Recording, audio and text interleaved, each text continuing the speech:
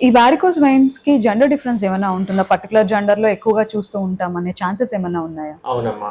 డెఫినెట్‌గా varicose vein సమస్య అనేది ఫీమేల్స్‌లో చాలా కామన్‌గా చూస్తుంటాం ఆడవాళ్ళలో. ఎందుకు అంటే లేడీస్ ఎక్కువ సేపు నుంచొని పని చేయటము, తర్వాత అది కాకుండా ప్రెగ్నెన్సీ టైంలో కూడా ఈ వారికోస్ వెయిన్స్ ఈ వెయిన్స్ మీద ప్రెషర్ పడడం డెలివరీ అదే ప్రెగ్నెన్సీ టైంలో ఓకే. దానివల్ల రిఫ్లెక్స్ డెవలప్ అవటం, ఓకే. అది తర్వాత హార్మోనల్ ఎఫెక్ట్స్ వల్ల ఇంకా పెరగడము, జెనెటికల్ గా కూడా ఈ ప్రీపాండరెన్స్ ఫిమేల్స్ లో ఉండడం వల్ల మనం ఎక్కువ ఫీమేల్స్ లో అంటే ఆడవాళ్ళలో ఈ సమస్య ఎక్కువగా చూస్తుంటామమ్మా.